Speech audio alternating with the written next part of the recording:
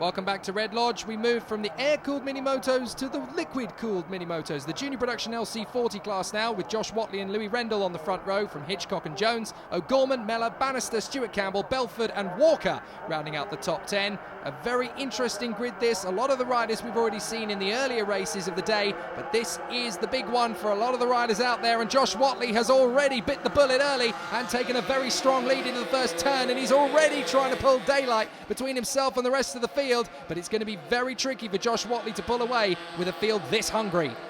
Caris Jones got a good start there. She's through to third place. This is Caris on board. That's Ryan Hitchcock, who won the earlier Minimoto Pro air-cooled race. He's in second place at the moment though. Josh Watley out front and stretching his legs, and what a lead this is on the first lap. Yes, it is a big lead for Josh Watley, but what a weekend for Ryan Hitchcock in second position. He is almighty here at Red Lodge. He's trying to make this place his own, and only Josh Watley is struggling. Well, he's only struggling to beat Watley at the moment. Jones in third position as she chases down Hitchcock. Oh, up the inside. That's Rendell. That is a beautiful little move there from Louis Rendell. He's a very talented young rider, of course, wasn't at the first round of the championship, running third at the moment, and he had problems, of course, earlier on. Casey up the inside of Caris now as well, so Caris now coming under pressure. Looks like she may have an issue here with the bike, potentially. She's dropping places. Well, Casey O'Gorman's already starting to threaten Louis Rendell as they all close up to Ryan Hitchcock, but who's that on the back of Caris Jones? I think that's Owen Mellor, the 130 that's moving up. It is. So Owen Mellor is chasing down Caris Jones. We're on board with Caris as we look at Casey O'Gorman. Third and 2 seconds at Landau, second in the championship behind Josh Watley after the first round of the championship series. But here at Red Lodge, Casey O'Gorman has had to start the weekend on the back foot, but we know what happens when Casey O'Gorman starts the weekend on the back foot. It isn't long before he's at the front again. Great acceleration out of that corner by Casey. Josh Watley won all 3 races. At round 1, he's looking to take yet another. If he won all 3 races this weekend, he could be on for the perfect season.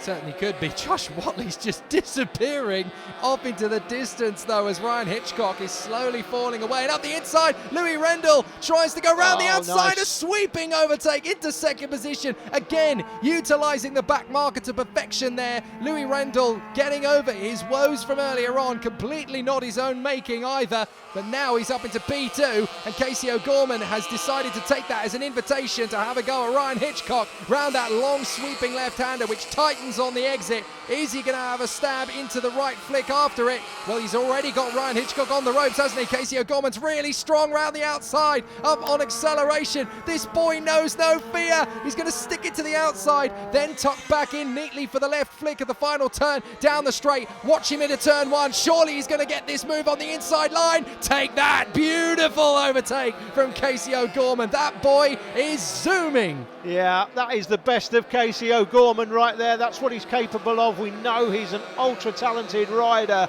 Really has got a massive future. If he can get the right sort of support later on in his career, we'll be seeing him in the upper echelons of motorcycle racing. That's an adult in front, by the way, Jake, there. We've got a split grid here. We're covering the kids class, but we've got some CD and mini motos on track as well. Owen Mellor's information there, 9th, 4th and 5th at round 1. Bailey Stuart Campbell, 2nd, 3rd and 3rd, 3rd in the championship after round 1 for Bailey on the 99 machine. There he is. Man that got the jump start in the earlier race, but didn't get penalised for it. Franco Bourne just tucked up behind him as they go into the final turn.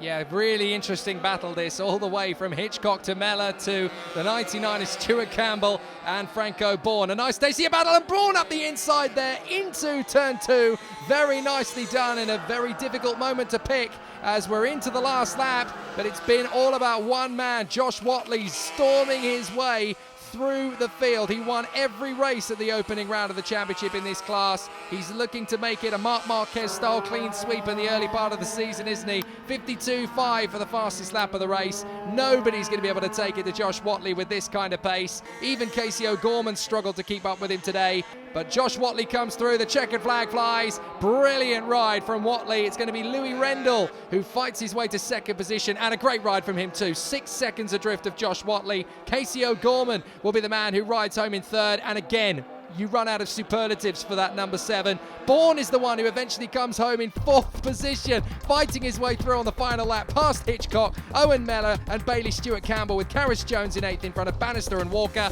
But Josh Watley is, well, there's only one word to describe him right now, and that word is invincible. Championship points after the weekend. Josh Watley took 3 wins from the 3 races. That's 6 from 6 so far, and that is a huge championship lead going into round 3. There's still time to bring you the highlights from the Pit Bike Open, and once again it's a 4-man battle. Charlie Nesbitt, Max Cook, Cameron Horseman and TJ Toms. These 4 battle everywhere we go in this class, and today is not going to be an exception. Charlie Nesbitt out in front early with TJ Toms up to 2nd position, and already Cook and Horseman having a cracking scrap. That's Richard Holmes Williams, I think that is, the 126 machine. Oh, and down goes Toms! TJ Toms, I think that is, has dropped the bike in 2nd position. So the number 7 drops to the floor, and it's going to be a very long race for TJ Toms after this one. He can still get it back together and fight his way through, of course, but now it's going to be a really uphill struggle. Charlie Nesbitt, though, the 86, leading the way comfortably in the early stages and already trying to get a gap over the likes of Max Cook and Richard Holmes Williams, who is right up there in the front end. There is Max Cook, the 30, in 3rd position now, trying to chase down Holmes Williams. Can I just say as well, Blake Hansel in this one on the 20 bike, he has officially retired his dad from racing. His dad took part in a race with Blake. Now Blake's in the senior class. Blake did in big style, and his dad's decided that's enough. I'm just too slow. Well, once the whippersnapper beats you, you've got no chance, have you? So brilliant work from Blake Ansell in this class, and he has taken to the Pit Bike Opens very quickly indeed. Still this battle raging. Holmes Williams, Max Cook, and the 72 in 4th place. That's Cameron Horseman, 14 years of age, 7 wins, don't forget, in the GP 125 class last year in MotoStar. So this rider knows everything there is to know about battling at the front. And the weird thing about Cameron is when you meet him, you think of him as like 17, maybe 18, but he's still only 14 years of age. He's a very talented kid with a very, very big future in front of him. Now, Holmes Williams, he's really taking a lot of pressure here. Max Cook has got him on the ropes again, down to the very long sweeping left-hander. Holmes Williams breaks a lot later because, of course, he's got that slight weight advantage. He can be a little bit more aggressive on the brakes than perhaps Max Cook could, but Cook has the advantage on the throttle. Because he's lighter, more nimble, he can actually get a little bit more purchase, and Holmes Williams goes down. Oh dear, into turn 5. Oh, and he's even fallen off the bike. That's the desperation of trying to get back into the race. So Holmes Williams disappears from the equation. First TJ Toms, now Holmes Williams. So it's going to be Cook versus Horseman for the 2nd position. There is TJ getting it back together on the 7 bike. The 98 going through the picture was Adam Stainer.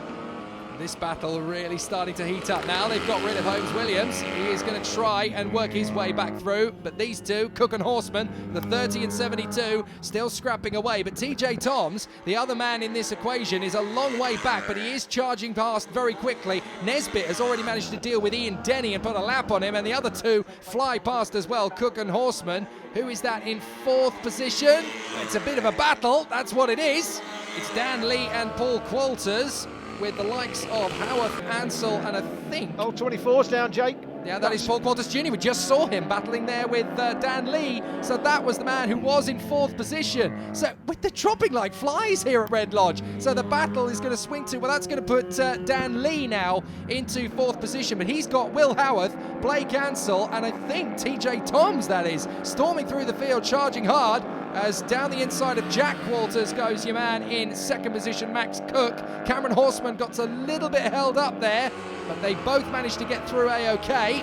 Still Cook in front of Horseman. Toms is trying to challenge the likes of Lee, Howarth and Ansell. He's up into 7th position, I think. He could get 4th before the end here, TJ Toms. He is flying through. There's your man. Oh, and another one! Oh, Holmes Williams is down again for the 2nd time. It's the 2nd time this race as Charlie Nesbitt, the race leader, flies through. Of all the more embarrassing places to crash than right in front of the camera. You couldn't have timed it better. Whoops! Who put that camera there? Yes, it's just the most miserable moment in Holmes-Williams this weekend. He even manages to look into the lens for good measure. He even had time for that. Still, we are watching this man out in front, Charlie Nesbitt, storming away. He's just putting lap after lap after lap of sheer excellence in front. A good half second quicker than everybody else. Cameron Horsman there, the 72, doing everything he can to chase down Max Cook, but the gap has consistently been around the 2-second mark throughout, and I'm not so sure he's going to have the time to catch him this time round.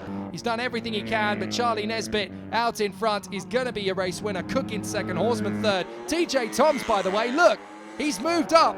Is that him in fourth position now? I think he has managed to take on Dan Lee. Howarth is chasing him down as well. Blake Hansel's not far away. I think we could have a couple of positions change dramatically. But TJ Toms is now in fourth position. Look at how quickly he's done it. The race leader's on 33.4s. TJ Toms is on a 33.1 for a fastest lap. He is absolutely charging. Brilliant stuff, but it's going to be Charlie Nesbitt who takes the victory from Max Cook and Cameron Horsman. Confirmation of the top 5. They look like this: Charlie Nesbitt from Max Cook, Cameron Horsman, TJ Toms and Will Howarth. But what's your abiding memory from this round here at Red Lodge? Well, for me, it's this one coming up. I'd particularly like to thank the marshal rebuilding the tyres for leaving us with this little gem. Thank you, sir. Thank you so much.